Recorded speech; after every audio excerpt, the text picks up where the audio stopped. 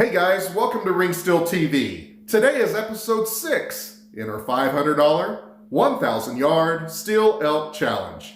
Stay tuned.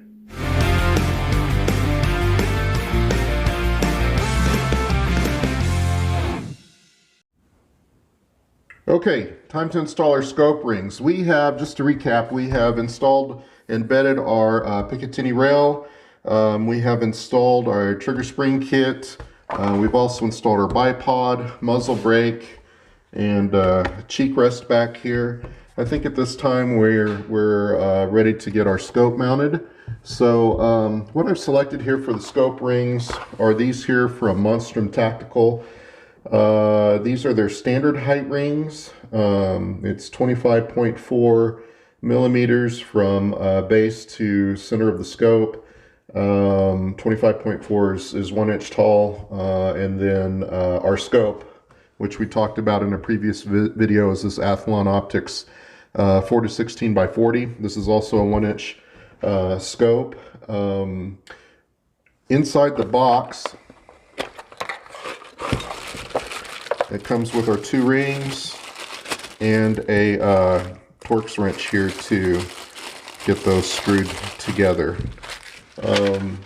What we're going to do here with these rings is we're going to install them, and then we're also going to lap these rings to the barrel of the scope so that they have the best opportunity to hold tight against the barrel of the scope. So guys, I wanted to take a minute and just talk about how we came to the selection of these rings. Monstrum sells these in a 25.4 standard and a 19 millimeter low height. What we need to do, and that measurement is to the center of the ring. So from the base here to the center should be, on these particular rings, 25.4, which is 1 inch, and yeah, so you can see it's going to be right at 1 inch there to the center. So what we really need to know is what this height is here. In this case, these are going to be about a ½ inch in height. And when I'm trying to select rings, rather than buying a whole bunch of rings, I'll actually go through a process of determining what ring height I need.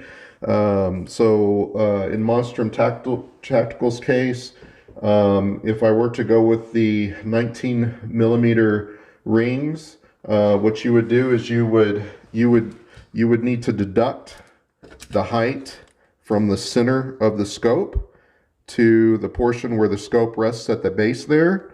And so for instance, this is a 1 inch tall ring. It's a 1 inch scope diameter, so that one's pretty easy. If we take the scope to diameter and divide it by 2, we'll get to ½ inch. And so we just need to deduct a ½ inch, and that'll give us our height from the top of the Picatinny rail to the base of the scope tube.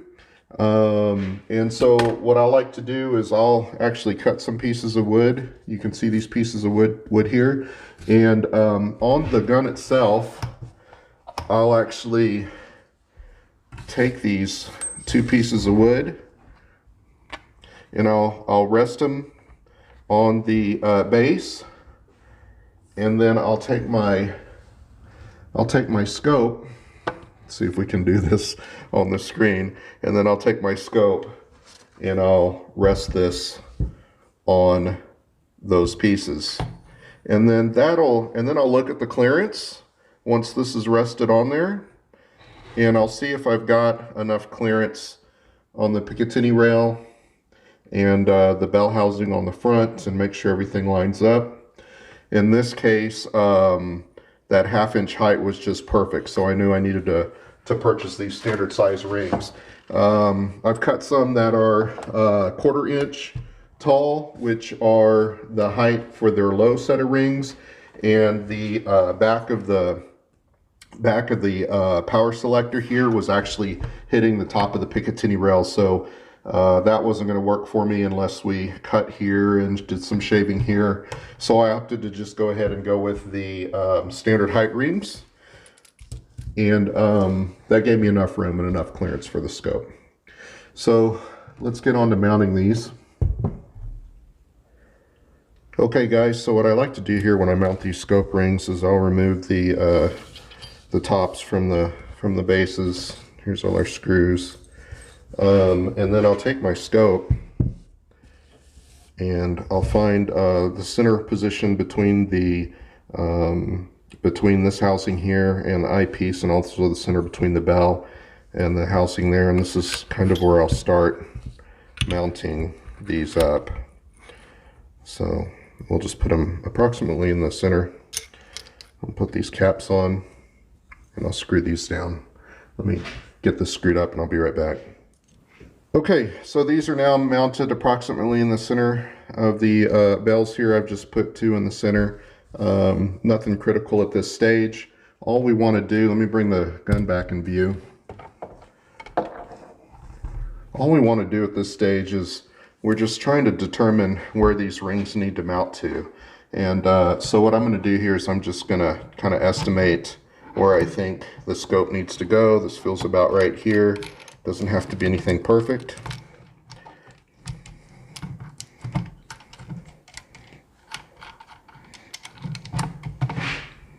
Okay, and so now I've just kind of guesstimated a spot to put these in. And now what you want to do is you want to push these rings forward into the Picatinny rail area and ensure that it's seated all the way down.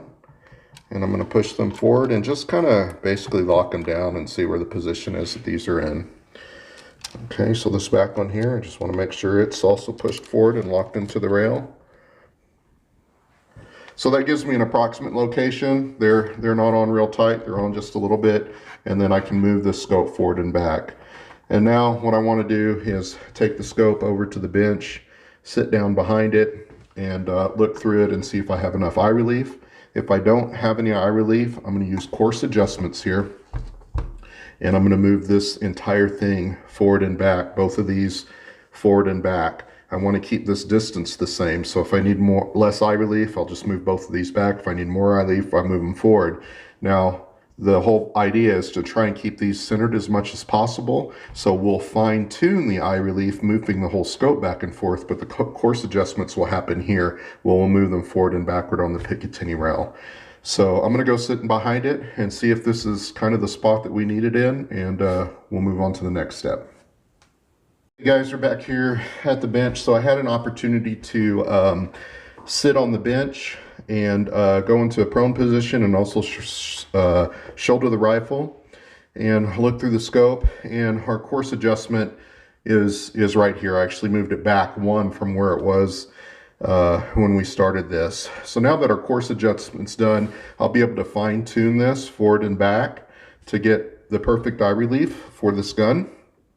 And so at this point, we want to remove these top caps in the scope. So I'll do that now and we'll be right back. Okay guys, so we've got the scope removed and the top caps removed. At this point, we want to lock these down. These scope rings won't be moving any more than they are today.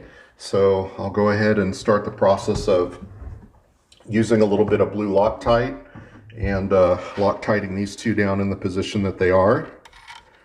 So what I'm going to do here is just remove this nut completely from the gun.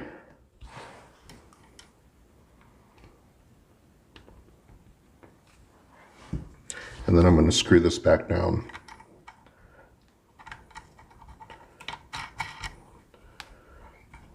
Now as I screw this down, I want to grab the base and pull it forward. There's a little bit of wiggle room here, you can see, forward and back.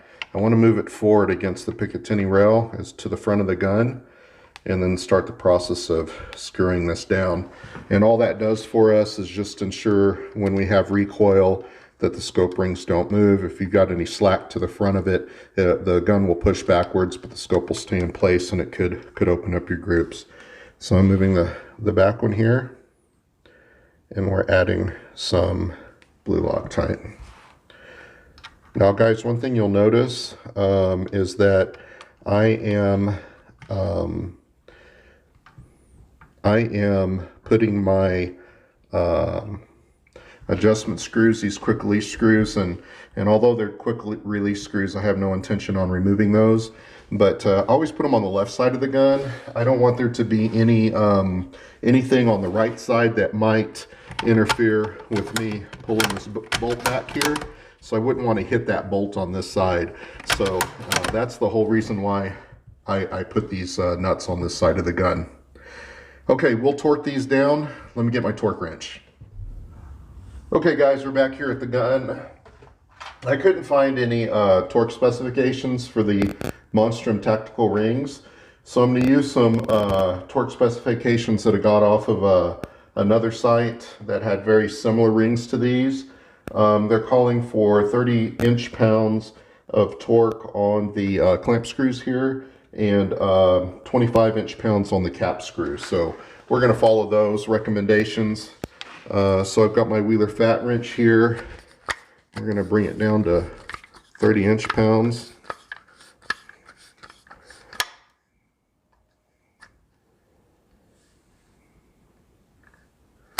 Okay, and then while we're pulling forward on these, we're gonna clamp these down to 30 inch-pounds.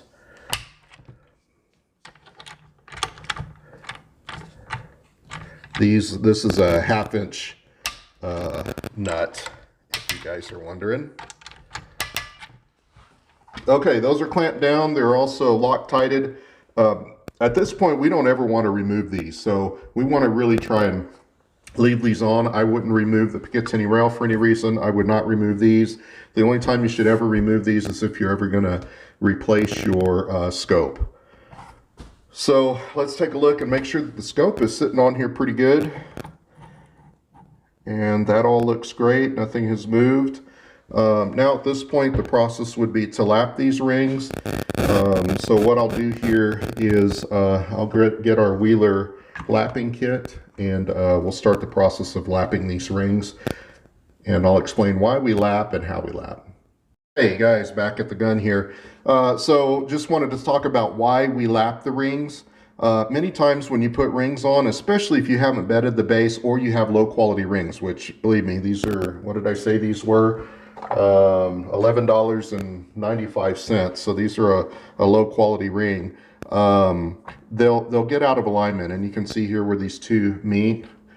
They might be pushed this way or might be pushed that way, and these two little dots, if these two little points aren't exactly in line, then there could be some misalignment in there. So when that's misaligned, it just puts more stress on the scope tube, and every time you fire, those stresses either want to relieve or give in, and they might change your scope position. So by lapping these two rings perfectly in line, when we mount the scope, two things are going to happen. We'll have the most surface area actually touching the scope tube to lock it in. And the second thing we'll do is ensure that these two scope rings are perfectly in line with each other, so there's the least amount of stress on the scope tube when we torque these down to 25 foot-pounds. So anyway, we'll start that process right now of lapping these scope rings together. I'll show you that. Okay guys, so the first thing I'm going to do here before I start the lapping process is I'm going to just kind of put these caps on top, and you want to mark these. And from this point forward, anytime you make an adjustment to the scope, or if you need to remove these caps, when you lap them, they have to go back on the same ring and in the same orientation. These rings will actually be fitted to each other. So I'm just going to make a little mark here on the inside so I can see that these two go together. And then I'll make another mark on the inside of these two, just to ensure I get these back on exactly the same way every time. It's an indiscerning mark. Nobody's going to really see it, but it is important that they go back on the same way every time. So now you can see I've just got a little mark there. I've got a little mark there, and these will go on to each other and mate up. So I always know that those two are in the same spot.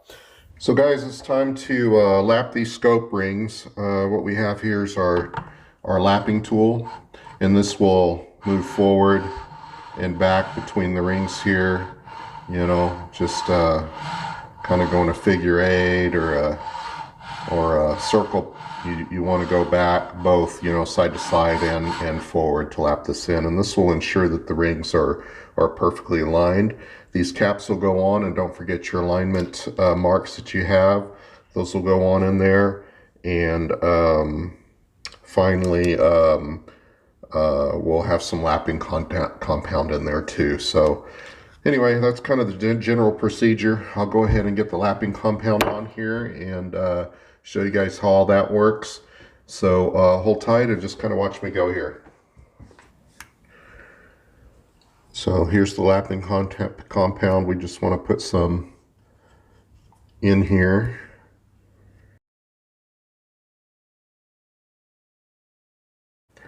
This is this came with the kit. This is a 220 wheeler kit. We'll drop our lapping bar on there, and then we'll put our rings on, making sure that we got our marks set correctly. Oh, I almost forgot here. We need to put some lapping compound in this area too.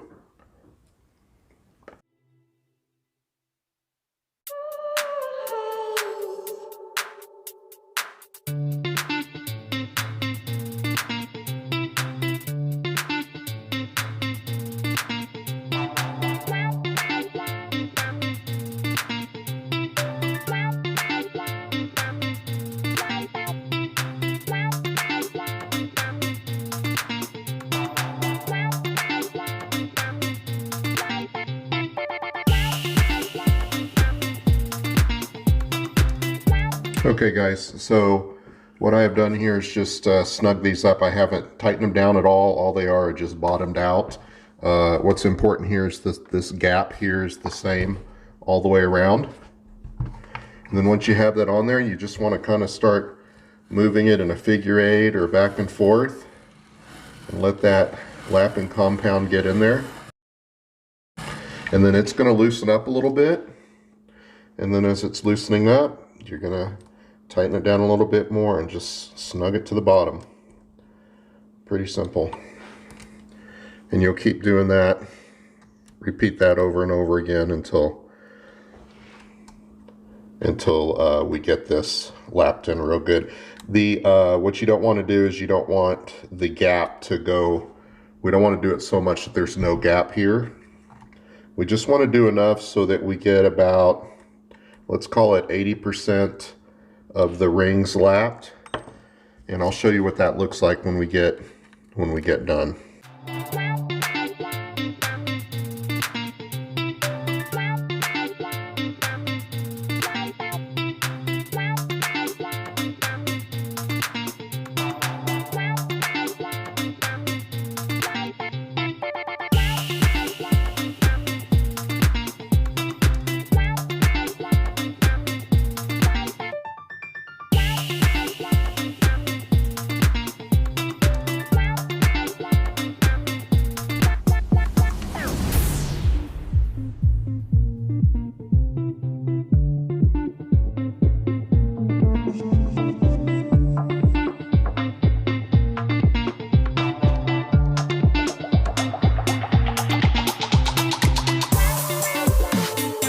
Alright guys, that's good. I'm going to go ahead and remove this, clean it up, and see what it looks like.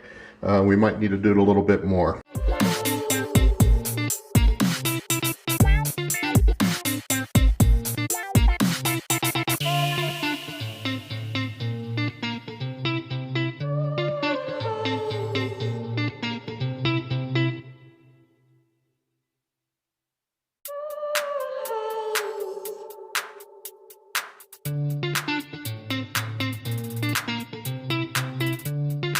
Okay, we're just going to clean this up. It's going to be kind of a mess.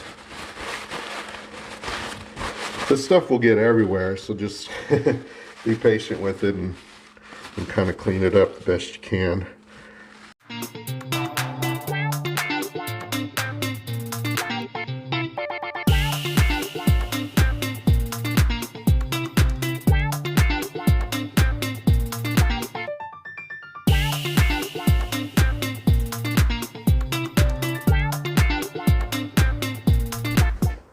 Okay, so you can see here we got maybe about 50 or 60% coverage. I'm going to lap it in just a little bit more. You know,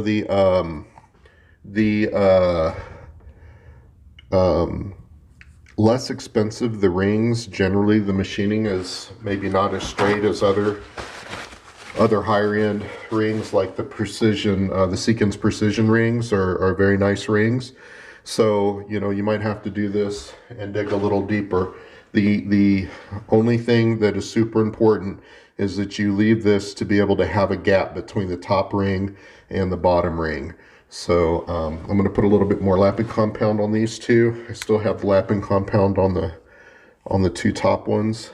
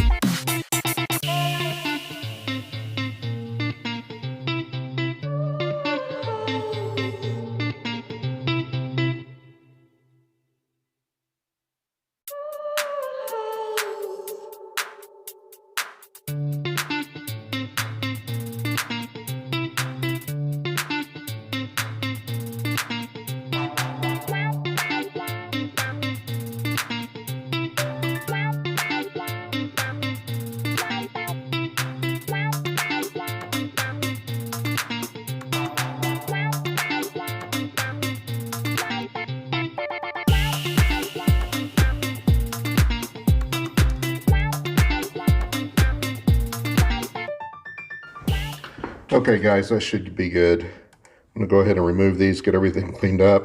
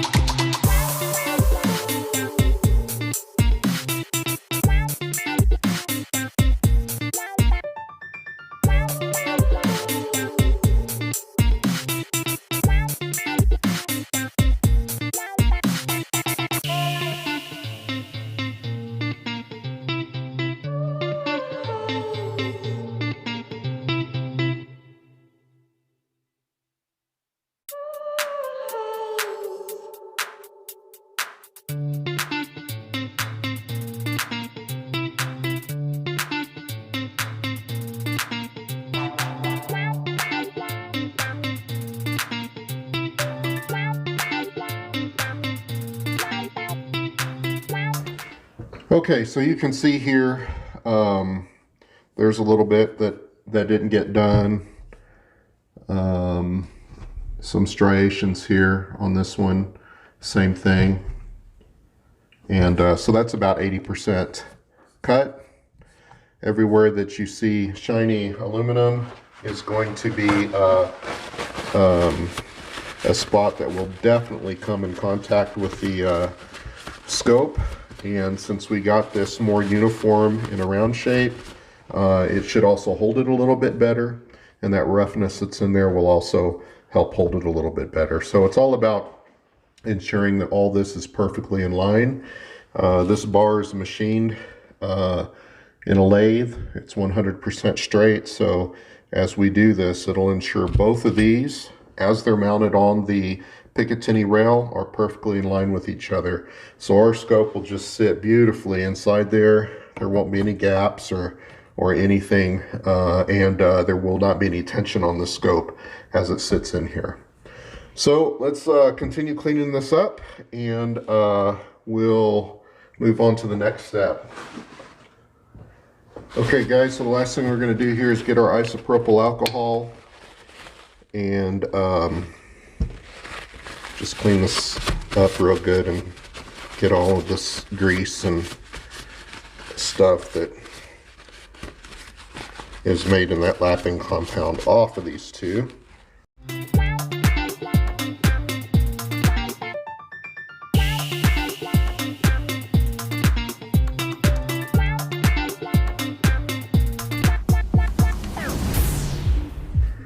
Okay, and you can see this cap here. It's kind of funny as you look at this. It kind of has a direction that kind of goes off in this direction here. So you can see this cap wasn't machined very straight. So it was really good that we did this on this one. See, there's not much removed here, not much removed here, but a lot here in this corner and a lot in this bottom corner. So it was kind of sitting at an angle in there. So that'll help it sit straighter and release some tension and stress off of the scope. This also, you can see my marks here. On this front one, I put 2 marks, one there and one there. On the back one, I just put a single mark on it. And we'll clean it off too.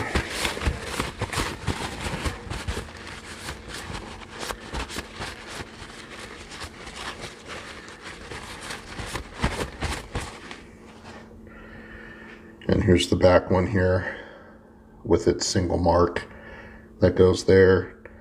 On this one, you can see that the back was a little bit thicker than the front, or actually this would be the back and this would be the front. So that just gets them all lined up for us. Okay, all that's left to do is to clean all these little screws, and then we can start the process of getting the scope kind of on there. So let me clean the screws and I'll be right back.